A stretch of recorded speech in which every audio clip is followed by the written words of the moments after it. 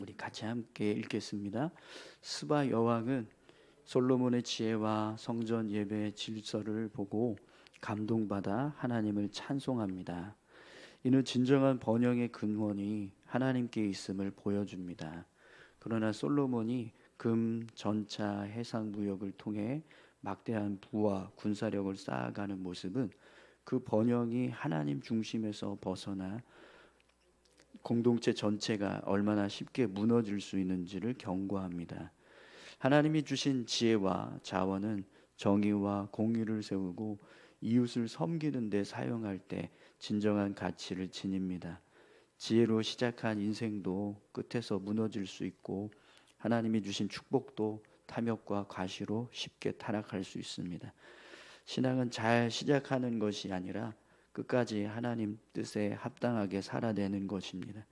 오늘의 선택이 내일의 방향을 정하고 결국 삶의 마지막 열매를 결정합니다. 아멘.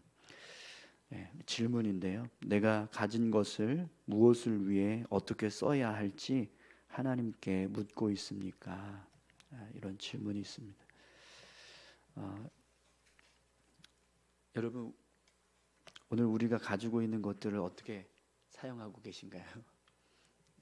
하나님을 위한 어떤 선한 도구로 쓰여지고 계십니까? 아니면 우리의 어떤 삶의 풍요를 충족하기 위한 도구가 되고 있거나 아니면 우리의 이름을 높이기 위한 어떤 도구가 되고 계십니까? 오늘 말씀을 보면 시바 여왕이 솔로몬에게 이런 이야기를 합니다. 9절 말씀인데요. 당신의 하나님 여호와를 송축할지로다.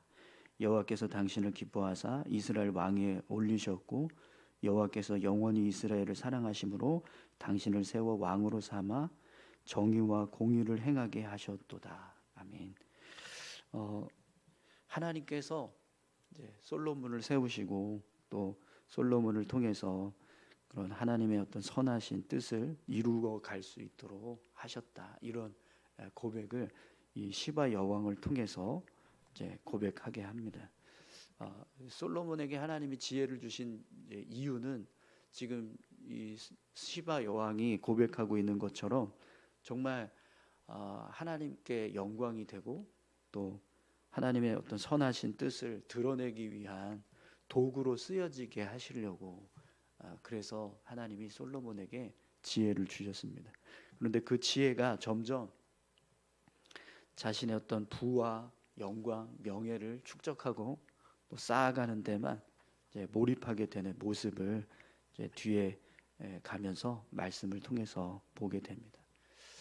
처음에는 솔로몬이 지혜를 가지고 하나님의 영광을 드러내기 위한 선한 일로 쓰는데 힘썼지만 그것이 점점 시간이 흘러가면 흘러갈수록 자신의 어떤 영광을 위해서 사용되어지는 그런 모습들을 보게 됩니다. 그래서 이제 말씀에서도 나오지만 솔로몬의 그릇은 다 금그릇이었고 또 솔로몬이 만든 어떤 제단의 모습들을 보면 이건 하나같이 어느 나라에도 이같이 만든 것이 없을 정도로 아주 화려하고 또 웅장하게 그렇게 모든 것들을 다 만들어냅니다. 그 모습이 그냥 하나님을 드러내기 위한 어떤 하나님의 영광을 위한 목적이 아니라 정말 그냥 자신이 가지고 있는 지혜와 권세와 능력이 얼마나 대단한가 이걸 자랑하기 위한 도구로 쓰여지는 모습들을 이제 보게 됩니다. 우리 말씀 다시 한번 공동체 성경으로 한 번 더 읽도록 하겠습니다.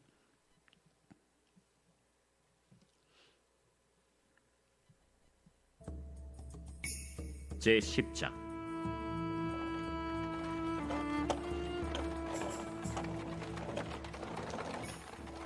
스바의 여왕이 여호와의 이름으로 말미암은 솔로몬의 명성을 듣고 와서 어려운 문제로 그를 시험하고자 하여 예루살렘에 이르니 수행하는 자가 심히 많고 향품과 심히 많은 금과 보석을 낙타에 실었더라. 그가 솔로몬에게 나와 자기 마음에 있는 것을 다 말하매 솔로몬이 그가 묻는 말에 다 대답하였으니 왕이 알지 못하여 대답하지 못한 것이 하나도 없었더라. 스바의 여왕이 솔로몬의 모든 지혜와 그 건축한 왕궁과 그 상의 식물과 그의 신하들의 좌석과 그의 시종들이 시립한 것과 그들의 관복과 술관원들과 여호와의 성전에 올라가는 층계를 보고 크게 감동되어 왕께 말하되 내가 내 나라에서 당신의 행위와 당신의 지혜에 대하여 들은 소문이 사실이로다. 내가 그 말들을 믿지 아니하였더니 이제 와서 친히 본즉 내게 말한 것은 절반도 못 되니 당신의 지혜와 복이 내가 들은 소문보다 더하도다. 복되도다 당신의 사람들이여, 복되도다 당신의 이 신하들이여, 항상 당신 앞에 서서 당신의 지혜를 들음이로다. 당신의 하나님 여호와를 송축할지로다. 여호와께서 당신을 기뻐하사 이스라엘 왕위에 올리셨고 여호와께서 영원히 이스라엘을 사랑하심으로 당신을 세워 왕으로 삼아 정의와 공의를 행하게 하셨도다. 이에 그가 금 120달란트와 심이 많은 향품과 보석을 왕에게 드렸으니 스바의 여왕이 솔로몬 왕에게 드린 것처럼 많은 향품이 다시 오지 아니하였더라. 오빌에서부터 금을 실어온 히람의 배들이 오빌에서 많은 백단목과 보석을 운반하여 오매 왕이 백단목으로 여호와의 성전과 왕궁의 난간을 만들고 또 노래하는 자를 위하여 수금과 비파를 만들었으니 이 같은 백단목은 전에도 온 일이 없었고 오늘까지도 보지 못하였더라. 솔로몬 왕이 왕의 규례대로 스바의 여왕에게 물건을 준 것 외에 또 그의 소원대로 구하는 것을 주니 이에 그가 그의 신하들과 함께 본국으로 돌아갔더라. 솔로몬의 세입금의 무게가 금 666달란트요 그 외에 또 상인들과 무역하는 객상과 아라비아의 모든 왕들과 나라의 고관들에게서도 가져온지라. 솔로몬 왕이 쳐서 느린 금으로 큰 방패 200개를 만들었으니 매 방패에 든 금이 600세겔이며 또 쳐서 느린 금으로 작은 방패 300개를 만들었으니 매 방패에 든 금이 3만에라. 왕이 이것들을 레바논 나무 궁에 두었더라. 왕이 또 상아로 큰 보좌를 만들고 정금으로 입혔으니 그 보좌에는 6층계가 있고 보좌 뒤에 둥근 머리가 있고 앉는 자리 양쪽에는 팔걸이가 있고 팔걸이 곁에는 사자가 하나씩 서 있으며 또 12사자가 있어 그 6층계 좌우편에 서 있으니 어느 나라에도 이같이 만든 것이 없었더라. 솔로몬 왕이 마시는 그릇은 다 금이요 레바논 나무궁의 그릇들도 다 정금이라. 은기물이 없으니 솔로몬의 시대에 은을 귀히 여기지 아니함은 왕이 바다에 다시스 배들을 두어 히람의 배와 함께 있게 하고 그 다시스 배로 3년에 한 번씩 금과 은과 상아와 원숭이와 공작을 실어 왔습니다. 솔로몬 왕의 재산과 지혜가 세상의 그 어느 왕보다 큰지라. 온 세상 사람들이 다 하나님께서 솔로몬의 마음에 주신 지혜를 들으며 그의 얼굴을 보기 원하여 그들이 각기 예물을 가지고 왔으니 곧 은그릇과 금그릇과 의복과 갑옷과 향품과 말과 노새라 해마다 그리하였더라. 솔로몬이 병거와 마병을 모으매 병거가 1400대요 마병이 12,000명이라. 병거 성에도 두고 예루살렘 왕에게도 두었으며 왕이 예루살렘에서 은을 돌같이 흔하게 하고 백향목을 평지에 뽕나무같이 많게 하였더라. 솔로몬의 말들은 애굽에서 들여왔으니 왕의 상인들이 값주고 산 것이며 애굽에서 들여온 병거는 한 대에 은 600세겔이요 말은 한 필에 150세겔이라. 이와 같이 햇사람의 모든 왕과 아람 왕들에게 그것들을 되팔기도 하였더라. 아멘. 요즘 금값이 막 천지부적으로 오르고 있다고 하는데 솔로몬이 그릇도 다 금이고 뭐 방패도 다 금으로 만들고 그 모습을 보면 뭐 부러울 것도 같지만 근데 문제는 우리가 다 아시겠지만 결국에는 그 금방패들 다 어떻게 됩니까? 다 빼앗기죠. 다 빼앗기고 뭐 여기 지금 나오는 그런 어떤 부한 모든 것들이 한순간에 다 무너지는 것을 우리가 성경을 통해서 보게 됩니다.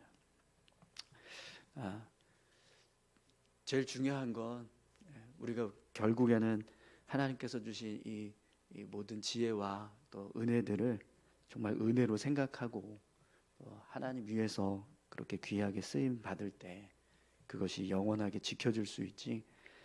그저 우리의 어떤 욕심을 채우고 우리의 영광을 위해서만 쓰게 되면 결국 다 사라질 것들이라는 걸 우리가 말씀을 통해서 묵상하게 됩니다. 우리 같이 함께 말씀 기도 보겠습니다. 9절 말씀에 보면 당신의 하나님 여호와를 송축할지로다. 여호와께서 당신을 기뻐하사 이스라엘 위에 올리셨고 정의와 공의를 행하게 하셨도다 하고 스바 여왕의 고백인데요. 스바 여왕의 찬송은 솔로몬의 탁월함보다 지혜의 근원이신 하나님께 초점을 맞췄습니다. 이처럼 하나님이 주신 지혜는 믿지 않는 사람들까지 감동시켜 하나님께 영광을 돌리게 합니다. 그러므로 주님의 은혜를 아는 자는 더욱더 모든 감사와 찬양을 주님께 드려야 합니다. 오늘 우리가 같이 함께 붙들어야 될 기도 제목은요, 모든 것이 주님의 은혜임을 잊지 않게 하시고 삶의 모든 자리에서 주님의 선하심을 드러내게 하소서. 주님이 주신 지혜와 자원을 섬기고 나눔으로 흘려보내게 하소서. 정의를 세우는 도구로 나를 사용하소서. 우리가 이 제목을 붙잡고 함께 기도했으면 좋겠습니다. 또 27절 말씀에 보면 왕이 예루살렘에서 은을 돌같이 흔하게 하고 백향목을 평지에 뽕나무같이 많게 하였더라 말씀하고 있는데요. 풍요는 양날의 칼입니다. 물질이 삶의 기준이 되면 하나님을 향한 의존은 점점 약해집니다. 물질이 중심이 되면 감사와 절제가 사라지고 영혼이 서서히 메말라 갑니다.